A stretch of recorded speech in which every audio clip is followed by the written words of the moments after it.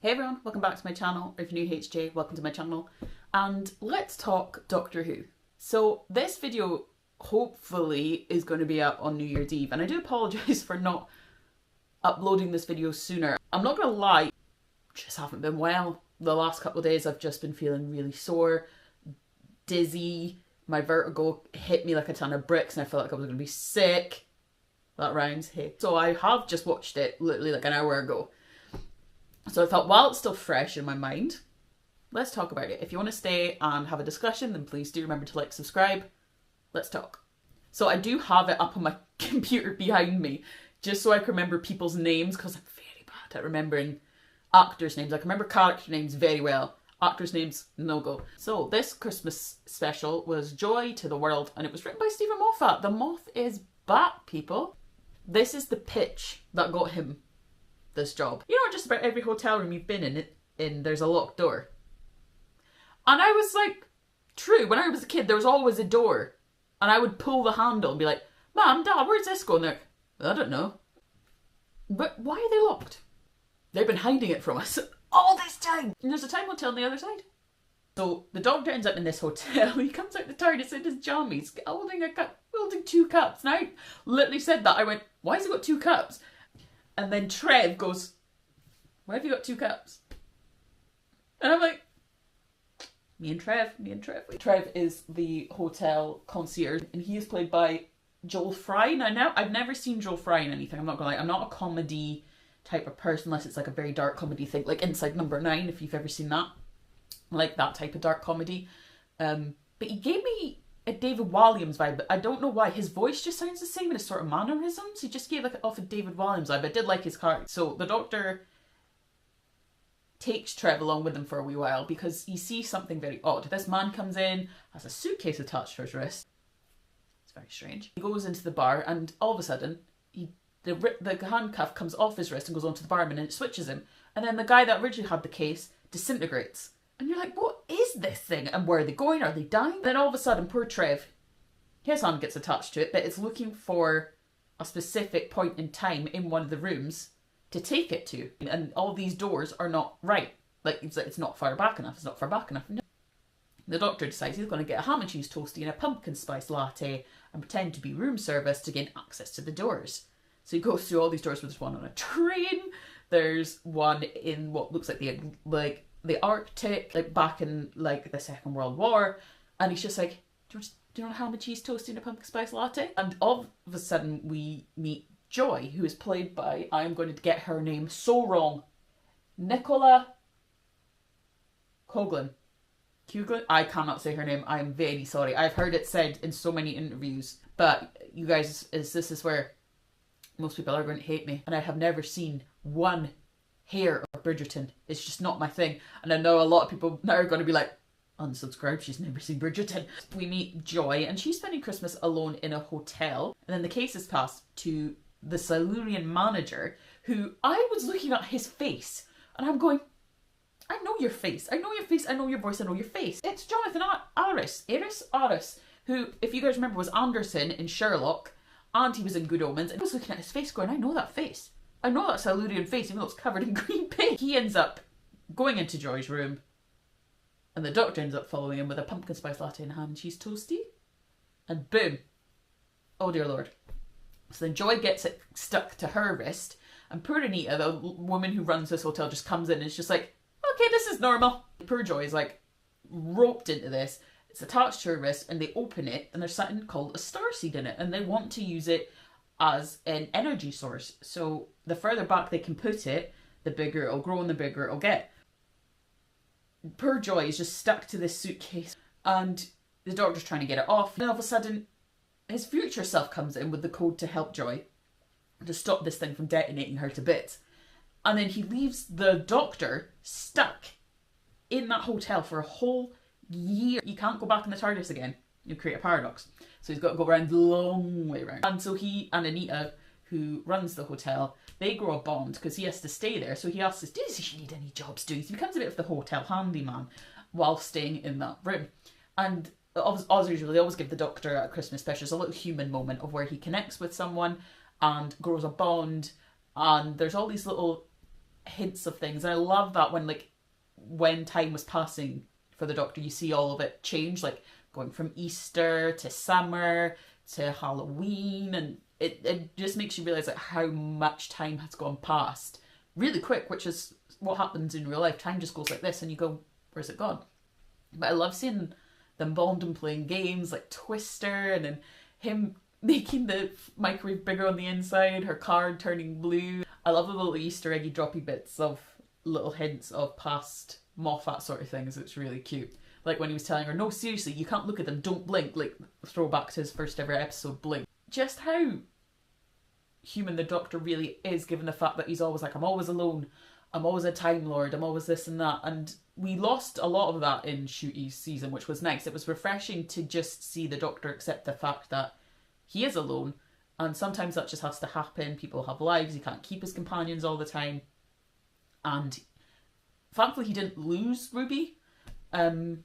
At the end of that season, he didn't lose her. He just let her get on with her life. It sort of makes it bring it back to that he's not an alien. He's just like a person.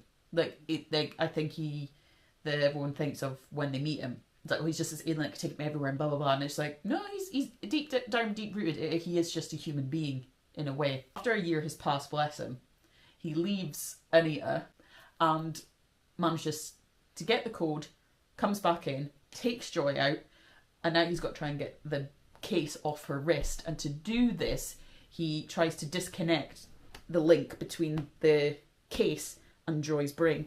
And he tries to use human emotion to do it, and he makes her angry by mentioning all these things like, oh, I bet you're like this, I bet your friends point and laugh at you about your name, and like, was your mum that thick, and all that stuff. And who spends Christmas alone? And I kind of knew that's what he's going to do, because when he's like, oh, I have to sever the connection, I'm like, well, there's nothing that'll sever a connection than raw human emotion, and anger is one. As a very raw human emotion. And then we get to know about Joy a bit more, and how sadly she wants to spend Christmas Eve alone because she lost her mum on Christmas Day. And the fact that also Joy lost her mum in 2020, and that was when the whole world kind of went into a freeze and we weren't allowed to see people. And I love how Doctor Who makes like a bash at the government being like, all those people with their parties and all that, and I'm just like, I love it how Doctor Who can get a little punch in, and I'm just like, yes, punch them in the face, punch them. It works enough that Joy becomes unconnected to the case, and it turns out it's Verlurian. And like I said, they're using the star seed because they want to use it as an energy source, but they need to go further back to harness more energy and to grow. And little did they know, they went into the room and there was a big dinosaur. But ate it. They had no idea where it went. They had to get out of that room, and then all of a sudden Trev's back, and it turns out they're not dying after the suitcase comes off their wrist. Turns out they're just turning into the starseed. They're growing it and they're building it, and they're all becoming one big thing. So he's thankfully being able to track it, and I feel sorry for him, because when he was dying, the Trev, bless him, he was just like, oh, I failed him, I've let him down, and all that, and I was just like, oh, that's so sad. I was just like, bless his cotton socks. And now he was like, I can help you, it's going smoothly, the mission's still a go. And it's like, good for you, Trev. Like, and that's when the Doctor's like, I love you, Trev. And I was like, I love Trev too, bless him. So they managed to find the case in one of the rooms. They have to do a whole shenanigan thing to open it, which was really funny, having to go back through all the doors that he's already went through, and them all going, what the heck is he doing?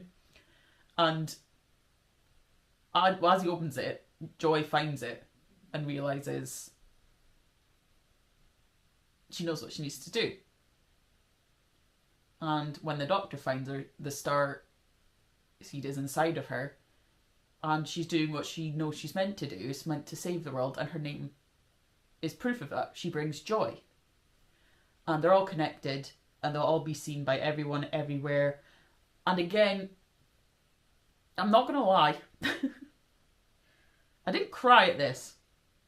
Normally it makes, like I said, normally Doctor Who Christmas specials make me cry. Like I said in the one last year. Because that one didn't make me cry either. It was very heartwarming though. And it was very much realization of a purpose, like this was your purpose to do this. And Joy bursts into the stars and becomes a star herself. And stars, and when people see shooting stars, and this is what I like, when people normally see like stars in the sky or a shooting star or just something beautiful, it brings them joy and it brings them hope. And we see that with Ruby, everyone that he's had an interaction with, like on the train, the girl looking out the window, the explorers in the Antarctic, and the people with World War II going on around them. They just look up and go, there's always hope, and they see Joy, this bright shining star, bringing joy to the world, as she does. And that is very heartwarming. It's also very kind of sad, because obviously we see a flashback of Joy's mother lying in the hospital bed speaking to Joy on the iPad, and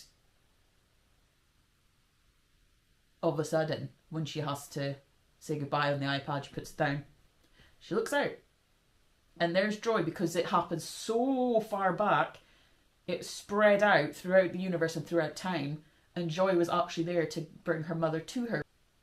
And very beautiful the way that Joy could be there to see her mum and to essentially say goodbye and say hello. And seeing Ruby at the end was quite nice as well.